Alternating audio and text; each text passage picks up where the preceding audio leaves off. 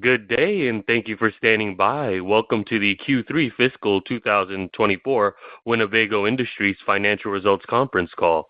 At this time, all participants are in a listen-only mode. Please be advised that today's conference is being recorded. After the speaker's presentation, there will be a question-and-answer session. To ask a question, please press star 11 on your telephone and wait for your name to be announced. To withdraw your question, please press star 11 again. I would now like to hand the conference over to your speaker today, Ray Posadas, Vice President, Investor Relations and Market Intelligence. Thank you, Josh. Good morning, everyone, and thank you for joining us to discuss our fiscal 2024 third quarter earnings results. This call is being broadcast live on our website at investor.wgo.net, and the replay of the call will be available on our website later today. The news release with our third quarter results was issued and posted to our website earlier this morning. Please note that the earnings slide deck that follows along with our prepared remarks is also available on the Investor Relations section of our website under Quarterly Results. Turning to slide 2, let me remind you that certain statements made during today's conference call regarding Winnebago Industries and its operations may be considered forward-looking statements under securities laws. The company cautions you that forward-looking statements involve a number of risks and are inherently uncertain, and a number of factors, many of which are beyond the company's control, could cause actual results to differ materially from these statements. These factors are identified in our SEC filings, which we encourage you to read. In addition, on today's call, management will refer to GAAP and non-GAAP financial measures, and the reconciliation of the non-GAAP measures to the comparable GAAP measures are available in our earnings press release. Please turn to slide 3. Joining me on today's call are Michael Happe, the President and Chief Executive Officer of Winnebago Industries, and Bryan Hughes, Senior Vice President and Chief Financial Officer. Mike will begin with an overview of our Q3 performance, and then Bryan will discuss our financial results at a strategic level. Mike will conclude our prepared remarks with the business outlook, and management will be happy to take your questions. With that, please turn to slide 4 as I hand the call over to Mike. Thanks, Ray. Good morning, everyone, and thanks for joining us to discuss our third quarter fiscal 24 financial results. In the 8 weeks since our Q2 earnings call, RV industry retail demand has remained both inconsistent and sluggish, with limited evidence that economic conditions are improving for outdoor recreation consumers as we move into the fourth quarter of our fiscal year. While this environment necessitates near-term caution and discipline, the secular future growth of outdoor recreation engagement by consumers is undoubtedly a key driver for the health of our business long-term. With that in mind, I will emphasize 3 points to our investors early to frame this morning's discussion. First, over the long term, challenging markets make strong companies even stronger. Our focus on maintaining durable margins and resilient profitability relative to competitors through production discipline and intentional sales support is unwavering. Our collaborative operating model across our brands and functional centers of excellence ensures the choices we make in the short term are in our best long-term interests. Maintaining valued product differentiation, premium brand essence, total aftermarket support to our dealers and end customers, and relevant share all matter greatly, but must be balanced with a commitment to sustainable profitability. Second, while we expect industry softness to continue in fiscal Q4 on a year-over-year basis in our motorhome RV and marine segments, the gradual improvement we are seeing in field inventory composition in these markets is an encouraging sign for calendar 2025 and beyond. Third, our healthy balance sheet and strong cash flows enable us to execute on our select growth priorities while maintaining a balanced capital allocation strategy that continues to return cash to our shareholders through dividends and share repurchases. Our cultural, strategic, and financial strengths have us poised to successfully pursue the mid-cycle targets communicated in a prior earnings call in the years ahead. Turning now to our results. In the third quarter, we continued to experience the effects of macroeconomic softness caused by elevated interest rates and pockets of persistent inflation. Our highly variable cost business model remains a strategic advantage in this market environment as we continue to focus on ensuring that capacity, output, and costs are aligned with retail and wholesale order patterns and inventory levels. Third quarter consolidated net revenue was $786 million, down 12.7% from the same period in 2023, but up 11.7% sequentially from Q2, supported by our towable RV and marine segments. Adjusted earnings per share for the quarter were $1.13, with adjusted EBITDA of $58 million. While not a financial contributor to our third quarter performance, we did officially announce the introduction of Grand Design's new Lineage Class C product, marking that brand's inaugural entrance into the motorized RV segment. Meanwhile, in our marine business, we are exceptionally pleased with the powerful performance of our Barletta brand, which increased its trailing 12-month share of U.S. aluminum pontoons to 8.6% for the period ending in April. More importantly, trailing 3- and 6-month performance has Barletta running in the low double-digit percentage share zone, signaling increased momentum for that brand at retail. Turning to recent RV industry trends on slide 5, as anticipated, dealers remain cautious with respect to orders in the third quarter, resulting in a higher level of promotional activity on some products compared to the same period last year. The recent RV Industry Association data supports our view that towable RV inventories have been largely right-sized from a quantity standpoint as we head into the summer selling season. We also believe that more time and work is needed, though, to further reduce prior model year inventory across the industry. April wholesale shipments in towable RVs were up 14.2% year over year and 15.4% year to date from the first 4 months of calendar 23. By contrast, wholesale industry shipments in the motorhome RV category were down 19.4% in April and 21.5% on a year-to-date basis from 2023. The motorhome portion of the RV industry still has a little work to do in terms of bringing down total industry inventory levels. 2024 RV shipments through April total more than 120,000 units, 9.4% ahead of last year's pace. But while the growth in shipments is encouraging, the industry's retail recovery is not occurring as rapidly as industry stakeholders anticipated. Based on industry results to date, ongoing economic softness, and reduced order backlogs across the industry, we expect additional destocking by dealers for the remainder of the calendar year. As a result, we have revised our industry RV wholesale shipment forecast for calendar year 2024 to a range of 330,000 to 335,000 units, slightly below the midpoint of the RV Industry Association's most recent estimate. Our latest retail estimate for this same calendar 2024 period is around 340,000 units. Moving to slide 6, and our recent RV market share performance. For the trailing 12 months ended April 30th, it totaled 11.2%, which is down 70 basis points from the same period in 2023. While not what we would ideally like to see, this share loss is due in part to our commitment to hold integrity in wholesale and retail pricing models that we see is important to healthy channel relationships in the future. While we have worked intently to increase the strength of our opening price point SKUs in our RV lineups, seeing slight share loss in an environment where affordability is being so strongly emphasized is not to be unexpected for a premium portfolio such as ours.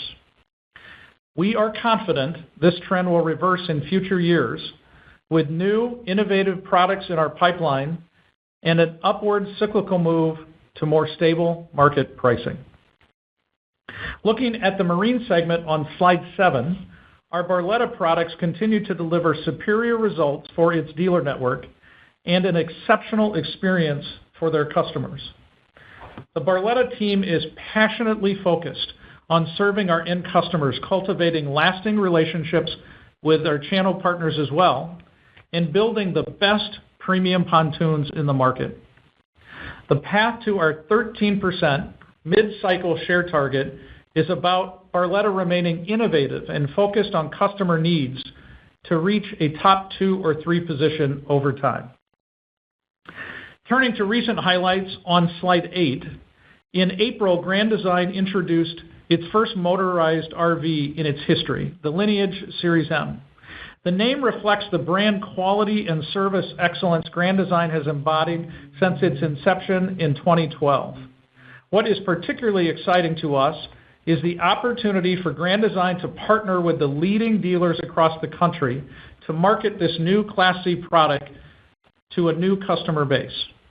To celebrate the launch of the Lineage, we are hosting an ultimate glamping pop-up this Saturday, the 22nd of June, in New York City's Bryant Park from 11:30 a.m. to 5 p.m. Eastern. The new Lineage will be on display at the event, and we invite those of you in the area to come down and see Grand Design's terrific new motorized RV in person. As I noted on our Q2 call, initial limited shipments of Lineage are on track to begin late this quarter. Most of the stocking deliveries for the Lineage product, however, will take place in the fiscal 2025 year.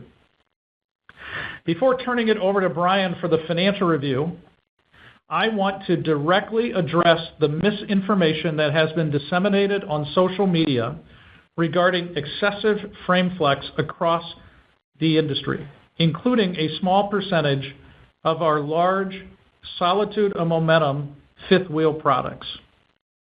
In each reported case, the Grand Design team and/or its network of dealers have performed a thorough product review and are collaborating directly with impacted customers to resolve any concerns.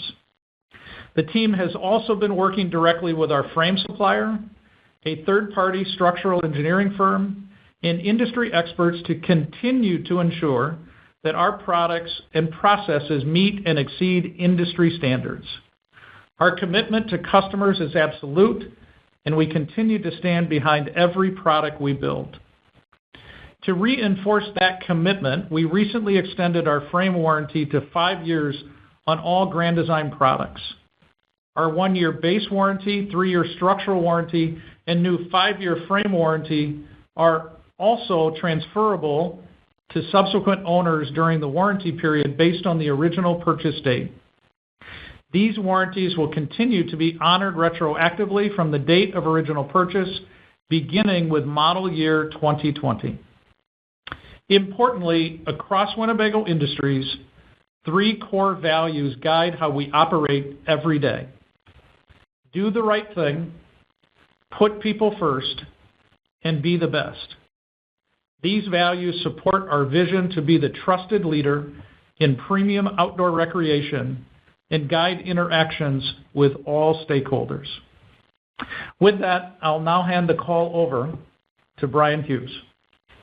Thanks, Mike, and good morning, everyone. As a reminder, in my prepared remarks, starting on slide 9, I will focus on the key drivers of our performance. Please refer to our earnings release and earnings supplement documents for a detailed overview of our key financial results. Winnebago Industries delivered a solid third quarter.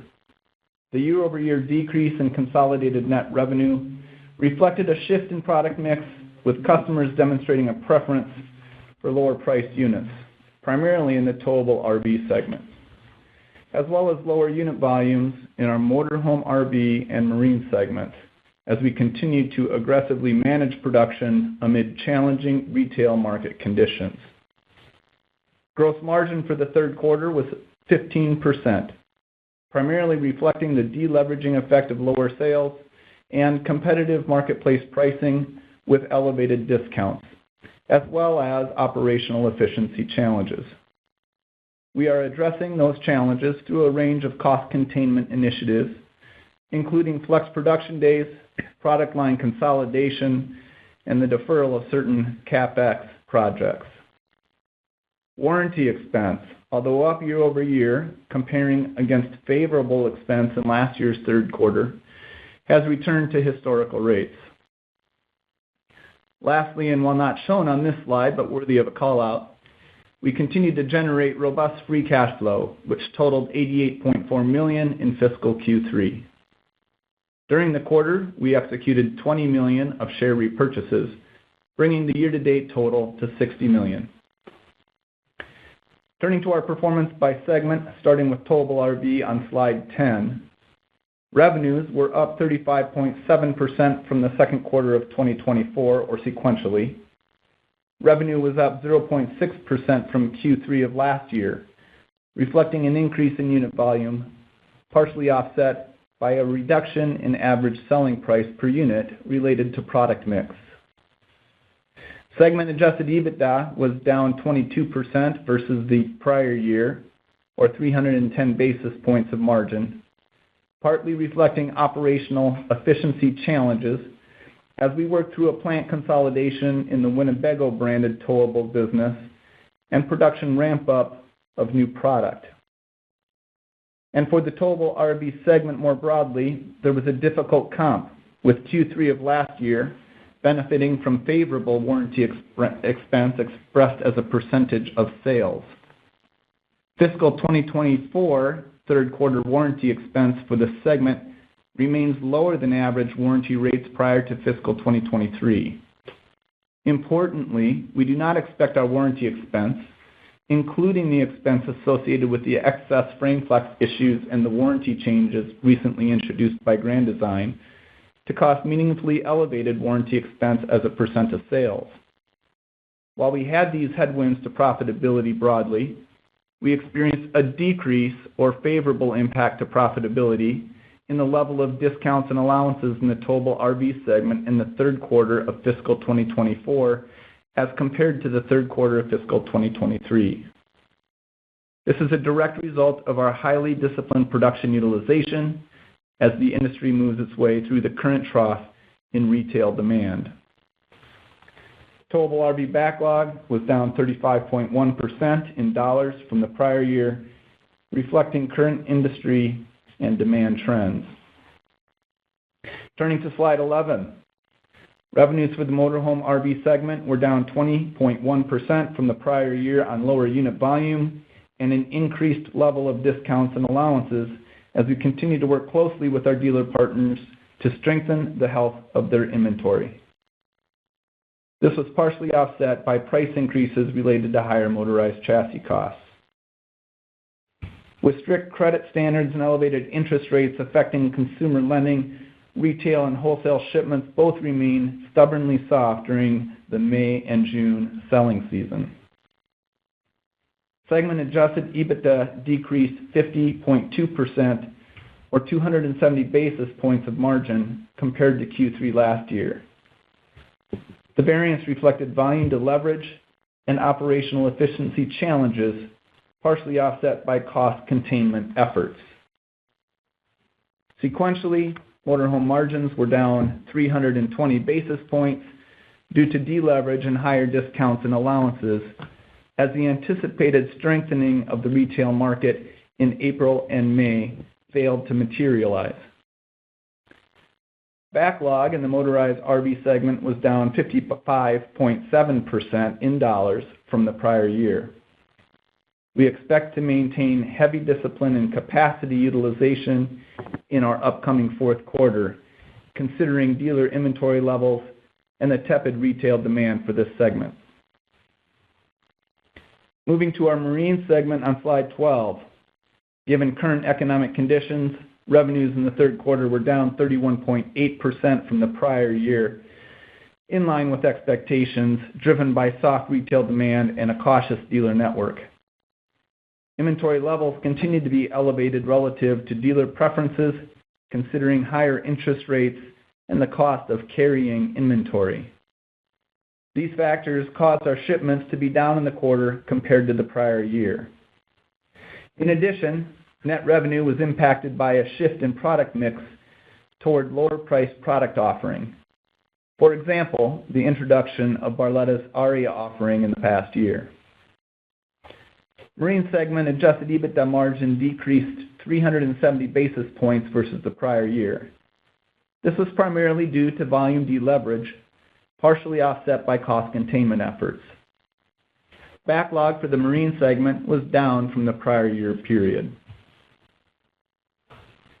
Moving now to the balance sheet on slide 13. As of the end of the quarter, Winnebago Industries had a net debt to EBITDA ratio of approximately 1.7 times, which is slightly above our targeted range of 0.9 to 1.5 times. This month, we will pay a quarterly cash dividend of 31 cents per share to common shareholders of record as of June 12th, marking the 40th consecutive quarter Winnebago Industries has paid a dividend. This record speaks to the board's sustained confidence in our strategy, performance, and growth prospects. During the quarter, we repurchased approximately 318,000 shares of stock at a total cost of $20 million. At quarter end, we had $240 million remaining in our repurchase program. We have repurchased $60 million of stock in our fiscal year to date and have paid $28 million of dividends. Before turning the call back to Mike, let me provide some color on our near-term expectations. Based on the current business environment, we anticipate the retail market will remain sluggish through the end of our fiscal fourth quarter, reflecting the dealer caution and tepid consumer sentiment that have marked the early part of the selling season. Our commitment remains steadfast. We will use our capacity wisely, maintain our premium positioning, introduce exciting new products tailored to our customer base's preferred price points, and prioritize long-term profitability across our brands. This commitment will guide us as we navigate the current industry downturn and its short-term effect on market share. Now, let me turn the call back to Mike to provide some closing comments. Mike, back to you. Thanks, Brian. Turning to slide 14, as we think about the future of our business, we continue to believe that over the long term, fortune will favor the companies with the best brands, who drive for mutual success with their dealer partners, and a seamless, joyful end-to-end experience with their customers. We have been making steady investments in engineering, data, digital asset development, and IT capabilities to ensure we have the right product offerings and tools to appeal to various segments of the future market and stay close to our customers. When I say the best brands, I'm not talking only about a multitude of floor plans and comfortable sofas within those brands. It's also about making sure that our owners get outstanding service and support, have great technology at their fingertips, and become customers for life. Some of that is certainly dependent on having great dealer relationships, and that is an area where Winnebago Industries continues to lean in. As demand trends settle back into a more normalized pattern, dealers are beginning to shed the smaller brands and focus instead on much deeper relationships with trustworthy OEMs. We are seeing more dealers seeking preferred and even exclusive relationships with Winnebago Industries' family of brands because they know they can count on us through the peaks and valleys of outdoor recreation cycles.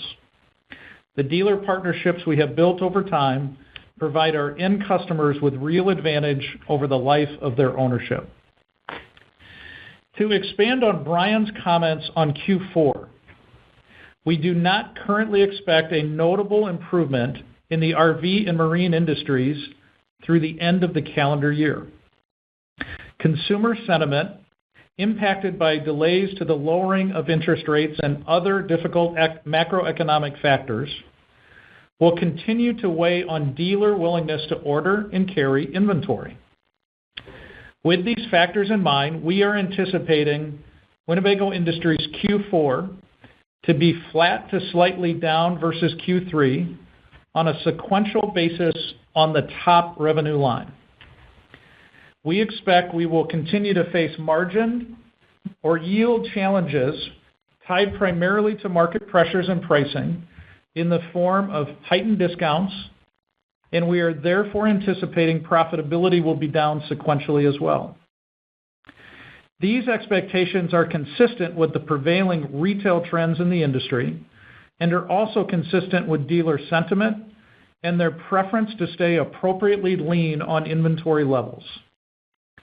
This guidance for our financial performance is also consistent with the full calendar year retail and wholesale shipment expectations in our share therefore of that we mentioned earlier.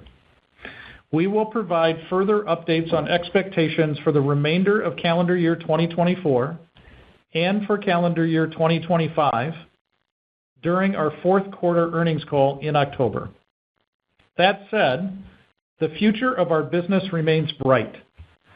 Our most recent Winnebago Industries Spotlight Survey continues to show strong demand for outdoor recreation, with 86% of participants saying they plan to increase or maintain their current participation level in outdoor activities.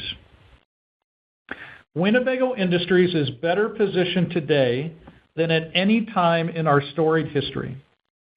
If you compare our position today to where we were in 2014, when RV industry retail performance was similar to what we are experiencing in 2024, we are in a much better position in terms of market share, breadth of portfolio, and financial performance. Likewise, if you compare where our portfolio brand sits today compared to pre-pandemic 2019, we have a more robust portfolio of products across all our brands, reaching a broader range of customers with a wider array of features as well as price points. All of this is translated to much stronger financial performance and a more robust balance sheet.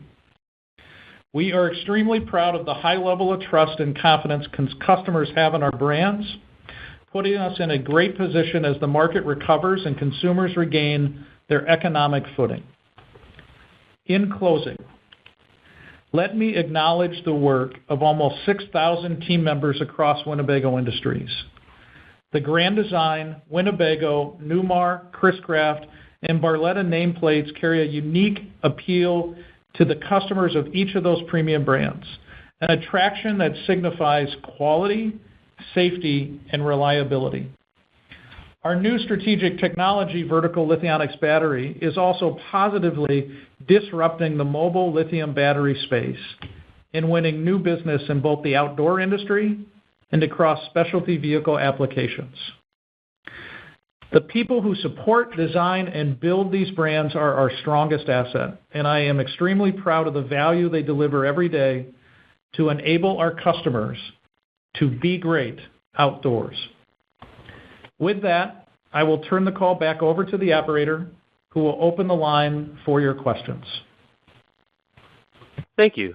As a reminder, to ask a question, please press star 11 on your telephone and wait for your name to be announced. To withdraw your question, please press star 11 again. Please limit yourself to one question and one related follow-up. One moment for questions.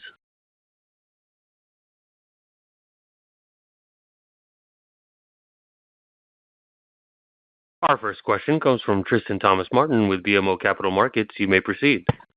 Hey, good morning. Mike, the profitability headwinds in the fourth quarter, is that tied to clearing kind of the remaining carryover inventory or just incentivizing dealers to order? And then while you're at it, where do you think carryover inventory is for you guys and then for the industry? Yeah, good morning, Tristan. I'd like to start with the back half of your question first. In terms of carryover inventory, we are generally pleased with the composition of the inventory given the type of market conditions we're facing as we sit today. The total inventory levels for us in the towable space seem very appropriate for where we're at. We'd prefer for aging inventory in our towable field inventory base to be a little bit better, but we continue to work on that quite specifically. Our motorized RV inventory may be slightly higher in the field than our dealers might like, but not by very much. And again, we actually think our aging inventory position on the motorized side is as competitive as any other OEM in the market. Lastly, on the marine side, specific to Barletta and pontoons, while we are gaining significant retail share in that particular market segment, we continue to partner in a very positive way with dealers to position their field inventory to a position that they feel comfortable. And that will continue to put a bit of pressure on shipments on that brand here over the next quarter at a minimum. But all in all, we generally feel okay about the field inventory levels and continue to work on obviously transitioning the composition of that inventory to more recently aged inventory. We have actually slightly delayed some of our model year 2025 introductions so that we can continue to work, as an example, on some of the model year 2023 or 2024 product. Brian, I might ask you to talk about the profitability drivers in Q4. Yeah, we talked about it sequentially, right? And I think the biggest driver, you kind of alluded to it, Tristan, is going to be continued marketplace pressures on discounting, allowances, just a tougher environment than what I think the industry was anticipating as we get through the selling season and into the, start to ease in the June, July, August period, our Q4, in terms of dealers' willingness to take on product. Also, you have some seasonality of sorts, on the marine side, for example. We have interest reimbursement programs that start to kick in our Q4 versus Q3. So I think, broadly speaking, I would characterize, that profit guidance we've provided as a bit of a seasonal as well as a expectation of continued very, very tough market conditions and dealer sentiment. Okay, thank you. I'll hop back in the queue. Thank you. Our next question comes from James Hardiman with Citi. You may proceed. Hey, good morning. Thanks for taking my question. So on the inventory front, maybe a little surprised to hear you say you're actually pushing back the introduction of some of the model year 25s. Certainly some of the commentary that we've heard from dealers is that they're actually waiting for the model year 25s to make orders because they don't want to further exacerbate the aging issue. Maybe speak to the thought process there. Do you think it'll be a catalyst once the 25s begin to make their way into the channel? And I think there's been some discussion at an industry level of moving up that model year changeover. Any thoughts there? Yeah, good morning, James. This is Mike. Let me be more specific on my comment about model year 25. My comment does not apply to the entire portfolio in the same way. There are certain pockets of our portfolio where we are being very intentional in the timing and delivery of model year 25 product for two reasons. One, we may still have a little bit of model year 24 carryover on our own lots. And number two, we, with the dealers, think it is best to continue to work on any of the aged inventory in the field. Our model year 22 inventory is virtually non-existent at the end of third quarter, very small number of units, and we continue to put some of our select promotional support dollars on the age side against a number of the model year 23 products. So that is really our focus there on 25. In terms of timing, I would actually say it appears to me that the RV industry continues to probably move towards a more common future model year release window. And in my opinion, based on the activity that I'm seeing and hearing, I don't believe that window in future years will move up. I actually think it will stay in the mid summer period, and hopefully we will continue to see good discipline by other OEMs across the industry to make a reasonable model year transition in a time period it makes sense. Yeah, there's been some outliers on the towable side to that summertime model year introduction. Just a couple outliers. I think the big players, for the most part, are disciplined in that regard. The motorhome has been less disciplined. So if you were to look at it segment by segment, motorhome has certainly had a history and continued this year to introduce the next model year earlier than the summer period here in July, when the industry largely shakes hands and agrees is the model year turnover. Some of that driven by the OEM, the chassis providers on the motorized side, having a different timing of model year changeover too. Got it. And then any quantification you could give us on the flex frame issue, both the extending of the warranty and the transferability of the warranty? Sounds like you don't think it's going to be a meaningful driver to increased warranty expense. But so maybe walk us through the major assumptions that lead you to that conclusion. Thanks. James, this is Mike. Let me put this in perspective for everybody. Less than 1% of all Grand Design fifth wheels built in the entire history of its company have experienced any sort of excessive frame flex issue. This is an issue which is not as large in actuality from a unit impact standpoint, nor in financial impact as several stakeholders perceive it to be. The impact of warranty to date in fiscal year 24 regarding excessive frame flex has been nominal. And as Brian alluded, we are maintaining historical warranty levels now around most of our businesses, including Grand Design. In the announcement that the Grand Design business made candidly to signal to its consumers that we have maximum confidence in our products and that we will provide the utmost and complete support to customers in the future, will come with very little financial impact in the rest of this fiscal year or future fiscal years, given the current warranty rate we're seeing on this topic. So that's why I use the word misinformation in my prepared comments.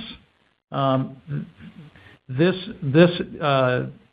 topic is not having a significant impact on our warranty expense line now, and we don't anticipate that to be the case in the future. Yeah, and just to add a little bit to that, as Mike said, the experience rate is so low on this. We do have some, of course, experience where we've seen it, as Mike said, less than 1%. And on those instances where we have seen it, the cost per fix is likewise not meaningful. And then lastly, Grand Design has always taken care of the customers. Okay, so call it goodwill practices. I think most on the call know what that means from an industry perspective. Even in other words, outside of warranty, Grand Design has historically taken care of customers on these types of issues as well. So it's already effectively in the run rate, we feel, this additional warranty that was just extended. So for all those reasons, hopefully that gives you some perspective on why we think this is not any kind of financial event, call it, as we try to put this our customers at ease through this extended warranty. It does. That's good perspective. Thanks, guys. Thank you. And as a reminder, please limit yourself to one question and one related follow-up. Our next question comes from Bret Jordan with Jefferies. You may proceed. Hey, good morning, guys. Morning. Could you Could you talk a bit more about the relative health, I guess, of the dealer channel, marine versus RV? Obviously, the marine downturn started after the RV downturn, but might be a little deeper at the moment. Maybe could you talk about, are we going to see attrition or meaningful incremental attrition on either one of those channels, given just inventory carrying costs and slow retail sales? Brett, good morning. This is Mike. As we've stated before, we can discuss specifically the marine market segments that we're in, and so I'll focus my comments here on pontoons because that is where that's obviously where the majority of our marine volume lies. I am extremely pleased with our Barletta branded business and the way they've been managing both their support of increasing retail market share in a difficult environment, but also their prudence and discipline around field inventory. And this is a business, as an example, where at the end of our third quarter, we didn't have a single model year 2025 product in the channel yet, and I'm not even sure that's the case today. I don't think it is. So we continue to focus on running out our model year 24s and are working with the dealers to make sure that the turn rate that they desire, in light of some of the pressures they're facing on inventory flooring costs, as an example, across all of their lines, not just Barletta, that we're a good partner in making sure that their Barletta inventory levels are in a position to both drive double-digit market retail share, but also help them drive acceptable profitability on their retail transactions and manage any carrying costs that they have. And so we've actually brought down Barletta total inventory as of the end of the third quarter by probably somewhere in the range of 800 to 900 units. And we anticipate also driving that field inventory position a little bit lower here, particularly over the fourth quarter. And we think that is the best thing to do for our dealers without sacrificing our ability to go after double-digit market share, so that we can position ourselves for an even stronger model year 25 line release that will happen probably in the August time period. So our marine inventory position is in, I think, really, really decent shape to begin with, and we're going to make it even stronger here over the next 90 to 120 days. And then hopefully market conditions will be in a place where we can stabilize and get back to a 1-to-1 retail to shipment ratio in that particular business. Hey, Brett, if you were asking about broader just dealer health in general, as both RV and marine get through the selling season here, I think it's the best time of year for them, right? They'll have decent cash flow and at least some profitability to get them through the selling season. I think there is some exposure, call it, remaining in marine, heightened above RV, but what I am certainly hearing and want to acknowledge is that the marine OEMs, broadly speaking, of which, again, we're a very small piece, are doing a very good job at pulling back on production and making sure that the dealers only have what they need, really, to get through the selling season and trying to help them with carrying costs. So if that was your broader question, just wanted to throw that in too. Great. Thank you. Appreciate it. Thank you. Our next question comes from Michael Swartz with Truist Securities. You may proceed. Hey guys, good morning. Maybe just drilling down a little bit into profitability and more specifically the motorized business.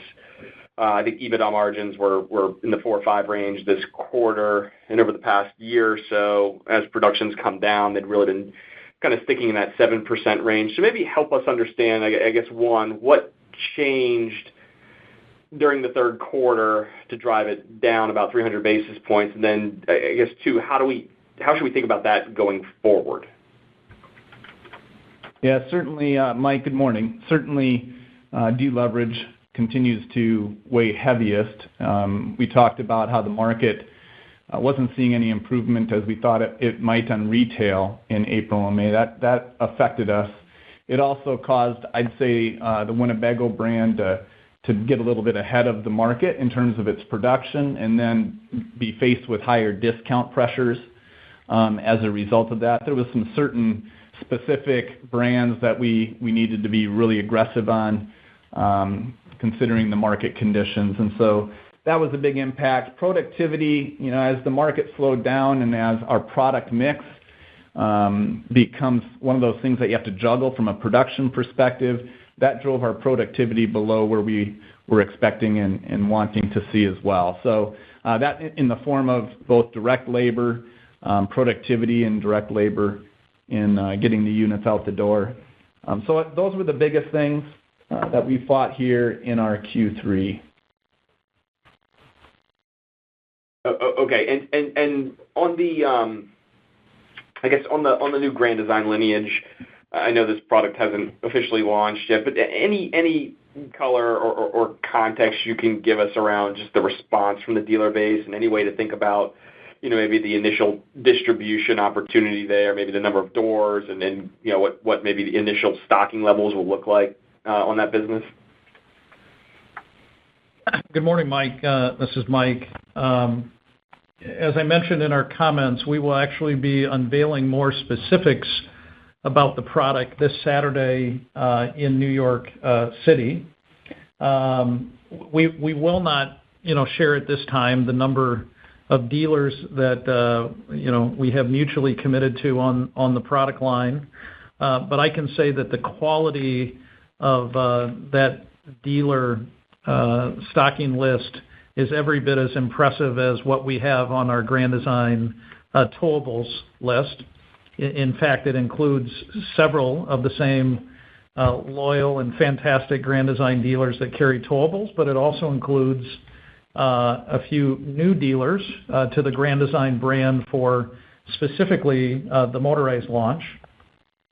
As I said earlier, we will have a very light amount of shipments late in fourth quarter, probably in the month of August, on this product. And then the majority of the stocking orders and deliveries will begin in fiscal 25.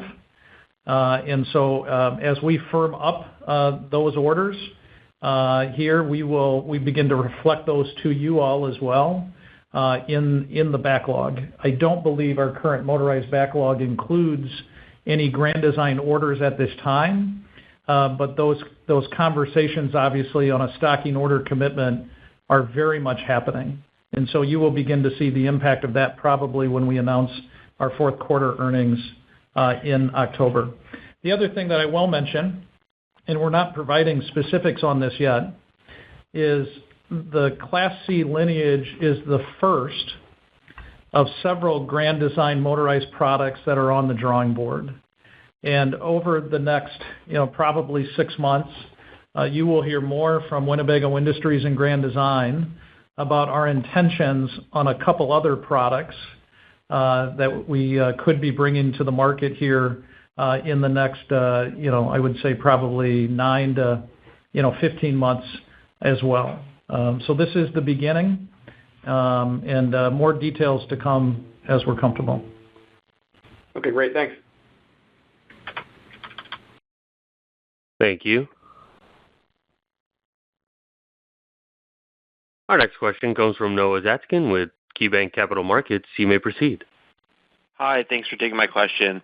I guess just kind of related to the affordability concerns in the industry, just wondering if you could kind of provide any color on how you're thinking about ASPs across segments. And then somewhat relatedly, I think we had kind of picked up from some other industry participants that they're expecting motorized chassis price increases from the auto OEMs. So as it relates to the motorized side and model year 25, is ASP an offset there? Kind of how are you thinking through those kind of cost increases? Thanks. This is Brian. I'll start with the second part of your question. I did see your note on chassis costs. I think, frankly, the industry has seen most of those increases. It's in the rearview mirror. There's still some inflationary pressures remaining on motorized chassis that we're anticipating, but nothing of the magnitude that you cited. We certainly, I don't want to minimize the size of increases we've seen in motorized chassis over the last 3 years because they have been high. But the remaining increases, I think will be modest and will be digestible as it relates to our ability to price for those remaining increases in the coming years. So I guess I'd start with that. And then it kind of gets into the affordability question that you raised broadly. So I'll shift to that part of the question. On the towable side, we're seeing very benign cost environment. So on an apples-to-apples basis, if we look at our BOMs from model year 24 to 25, they're very neutral. And so pricing as a result will likewise be neutral on an apples-to-apples basis. What we're doing to address that customer preference for lower price points is introducing a lot of new product that allows us to do that without compromising our premium brand position. So products like the new Transcend 1 is an example, Reflection 100, the Influence, all those on the Grand Design side, the Access, the stick and tin product for the Winnebago branded. These are examples of price point model introductions that we think will help maintain our premium position, but also start to defend some of the market share more aggressively. So I'd say that's what we're doing on the towable side. On the motorized side, we don't expect, going back to my earlier comments, we don't expect significant apples-to-apples BOM increases, more in the modest 2-3%. And so we will address those accordingly with pricing where we think it's appropriate, as well as some new product introductions that the teams are working on. Certainly the Grand Design entry will help us on the motorized side in terms of positioning a product that we think will be really well received by the dealers and the end customers at price points that they find to be very competitive. Thank you. Thank you. Our next question comes from Craig Kennison with Baird. You may proceed. Hey, good morning. Thanks for taking my question. You've addressed most of them already, but I wanted to follow up on Mike's question earlier regarding Grand Design in motorhomes and scaling that opportunity.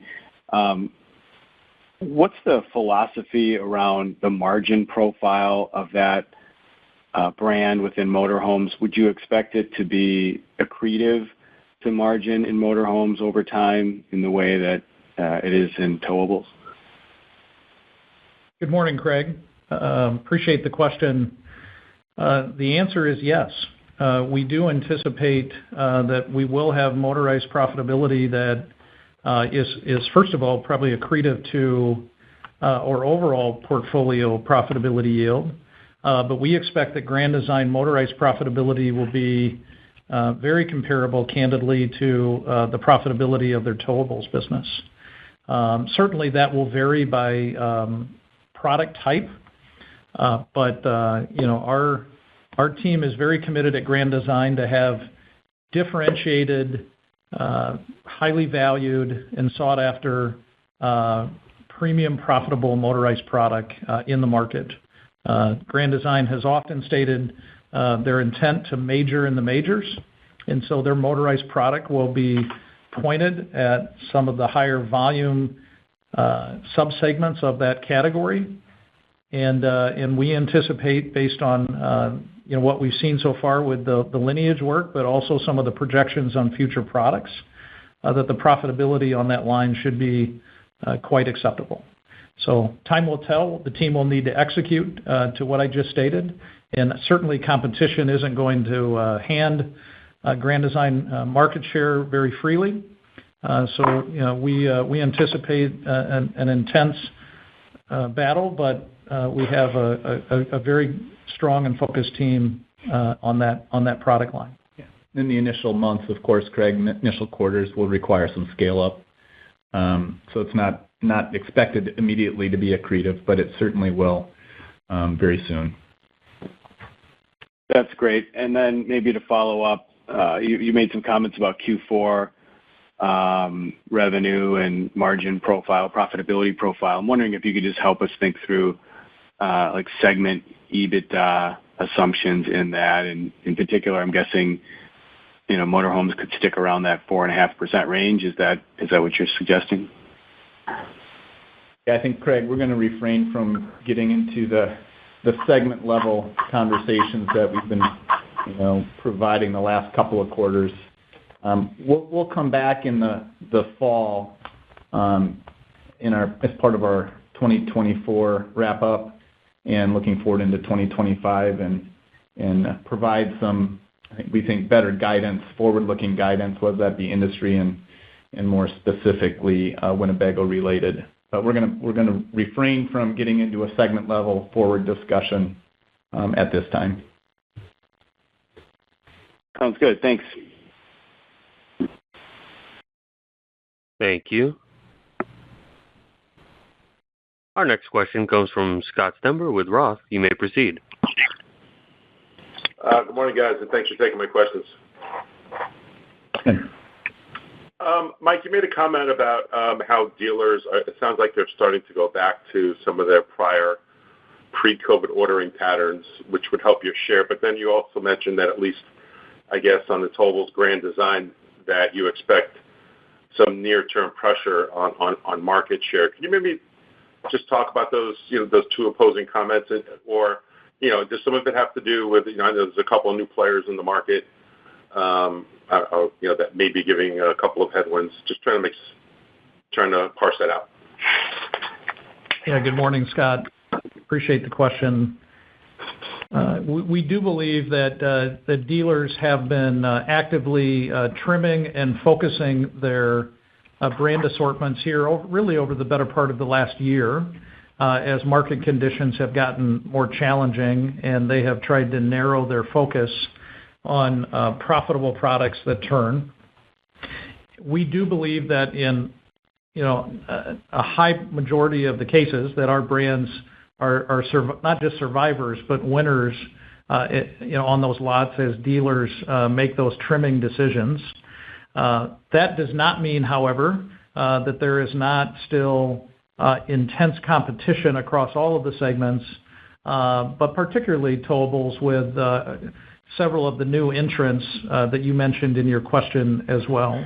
Grand Design is very familiar with the competition from new entrants, particularly on the fifth wheel side, with a couple of the newer companies in Elkhart County, and they continue to do what they think is necessary at Grand Design to combat those new competitive challenges. But some of the share results specific to that brand probably do reflect some of the success of the new startup brands.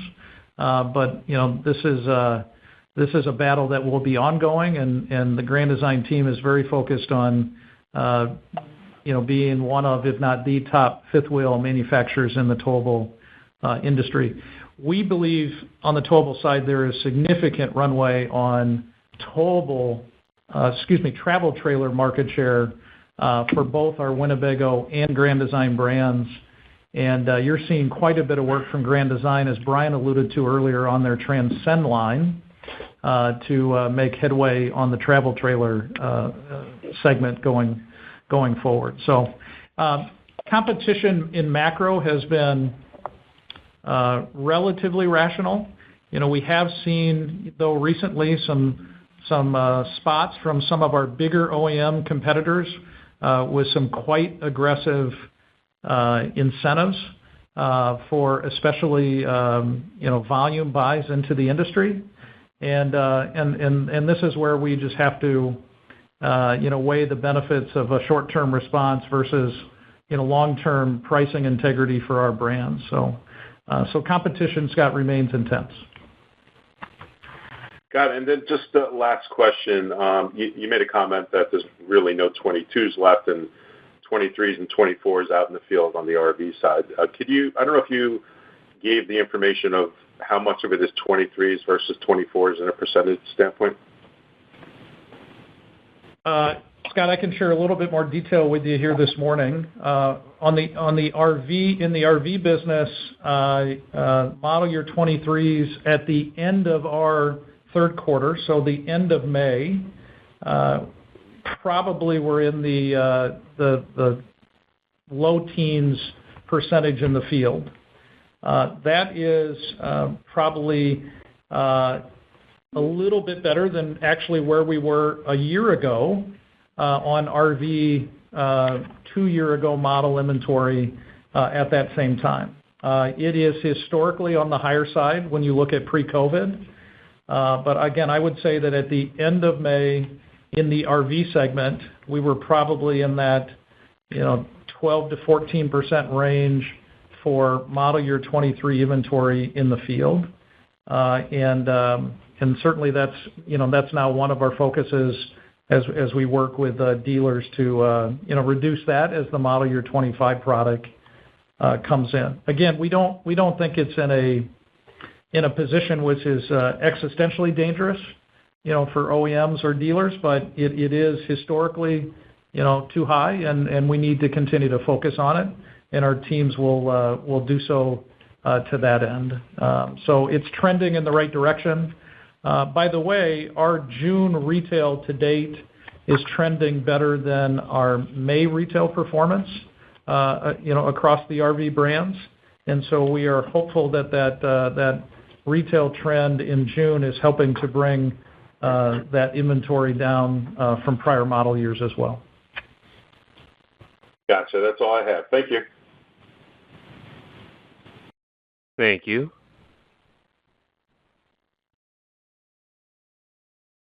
Our next question comes from Joe Altobello with Raymond James. You may proceed. Thanks. Hey, guys. Good morning. Mike, I just want to pick up on that last comment you made about June being a little bit better than May. I guess first, was that an industry comment as well, or was it just Winnebago specific? No, Joe, good morning, by the way. Morning. My comment was specific to Winnebago Industries RV brands. We have about 3 weeks of retail. It's a 5-week month, the way we kind of count it fiscally, but we have about 3 weeks of retail under our belts in June. And the total retail performance from a comp standpoint versus last June is running at a more favorable rate than our May comp rate actuals. It is still inconsistent. This is a bit of a maddening environment. You can see 1 week where you think blue skies are emerging, and then the next week you'll see a more difficult retail week. The dealers that we speak to are echoing that. The foot traffic remains steady, but retail is inconsistent. But in macro, we're seeing a little bit better retail in June sequentially than we were in May. And again, that's for Winnebago Industries. We don't yet have insight into the industry yet.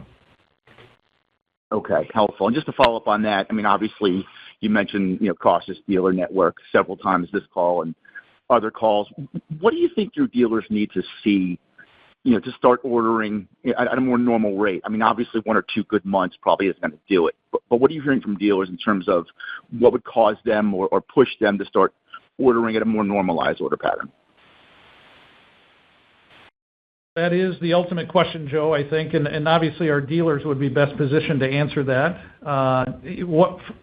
When you ask that question, where my head heads is the following. Number one, they'd like to see their prior model year inventory from, in this case, both 24 and 23, in a little bit better position than it is today. So especially the 23 inventory. Number two, they'd like to have a higher level of confidence that retail in the future is, what I'll call stabilized, and that there is a shot of flat to positive retail for an extended period going forward. Third, I think they want to make sure that they understand, that OEM pricing on model year 25 product that is rolling out is competitive, and that the support is there. And then lastly, probably number 4, is some sort of signal of relief on some of those macroeconomic pressures that end up being real cost to them, i.e. the cost of carrying inventory, or the retail cost of financing, for a consumer that at times they buy down either directly or through negotiations on the trade-ins. So I think it's a combination of those factors, and we believe that the world's getting a little bit more stable across the board on that. Brian referenced, inflation is really nominal. In our bill of materials these days, we're able to see price stability with our future lineups. OEMs are working hard on more competitive and affordable price points. So I think the pieces are coming together. June retail is a little bit better than May. Listen, nobody's been able to call accurately the sort of the pivot here to an upside cycle beginning. And we indicated in our prepared comments that the rest of calendar 2024, could remain sluggish. But we think conditions are slightly improving in terms of the timing of that to come around. Got it. Very helpful. Thank you. Thank you. Our next question comes from David Whiston with Morningstar. You may proceed. Thanks. Good morning. In the press release, you called out inefficiencies on towables and motorhomes. I'm just curious, is the motorhome inefficiency, is that chassis related, or is it more the other variables you were talking about earlier, like direct labor? It's more direct labor, David. And then on the towable side, as I mentioned, we had some plant consolidation in the Winnebago line. We had some new product launches that didn't go as we would have liked them to in terms of the productivity. So there's those things that I mentioned are really the drivers. Okay. And in Marine, revenue was down 32% there, but you also talked about rising Barletta share. So I'm just curious, is there more headwind maybe on the Chris-Craft side where that customer is maybe on the sidelines a bit too much right now? No, I don't think that's the case, David. Chris-Craft is a niche segment. It's too small to really impact our story there on the Marine segment. It's really the result of a broad sense of the dealer network having too much inventory.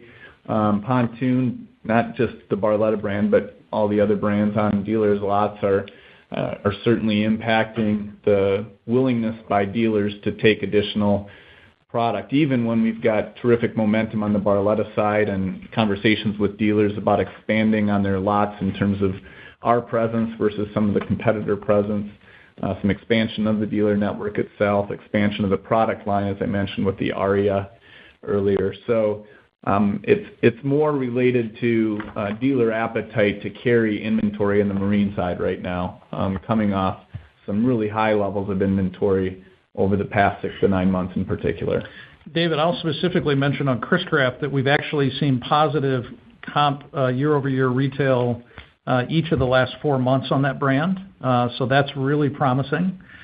Dealer inventory, to Brian's point, is probably a little higher on that brand than we would like it to be currently. And if you look at slide 17 of the supplemental slides that we provide as well during this day, you'll see a new product from Chris-Craft called the Sportster 25, which is a premium sort of water sports enthusiast product, under the Chris-Craft brand, that we think with an MSRP starting at $150,000, which is quite attractive for a Chris-Craft brand, that could make some waves, no pun intended, in a positive way in the future for that business. So as Brian said, it's a brand cherry on top of the sundae for us. It's 150 years old, but we're also very serious about remaining competitive on that brand as well, and the team's working hard to that end. All right. Thank you. And just one last question on the direct labor issue we talked about earlier. Is that a quality-related issue or something else? Yeah, in certain instances, there's some quality things that we've been dealing with on the portfolio. I wouldn't I wouldn't say that it's outside of that, but it's not the main driver. The main driver is just the level of shipments, the deleverage that occurs, and the product mix shifts that need to be done in an environment like this. So I would characterize it more related to that. We have had some new product introductions that have caused some initial productivity challenges as well. But that's not terribly unusual relative to our past. You're not furloughing anybody, are you? David, we worked responsibly over the last several years to react to the market downturn. We employ around 6,000 employees today. We were at a peak of almost 7,700 employees back in, probably fiscal 21, fiscal 22. And so we've been very carefully and hopefully respectfully right-sizing, our workforce to, the size of the market and the size and the health of our business. And so, we make adjustments in the workforce both from a manufacturing and/or office standpoint very carefully, and we've been doing that diligently over the past couple of years, as we've managed this down market. So no new news on that front, but just a constant management of having the right quantity and certainly great quality of teammates here at our businesses. Okay, thank you. Appreciate it. Thank you. I would now like to turn the call back over to Ray Posadas for any closing remarks. Thank you for joining us this morning. We have a number of investor conferences and non-deal roadshows planned throughout the summer, and we look forward to meeting with you throughout the summer. This concludes our Q3 earnings call. Please enjoy the rest of your day. Thank you. This concludes the conference. Thank you for your participation. You may now disconnect.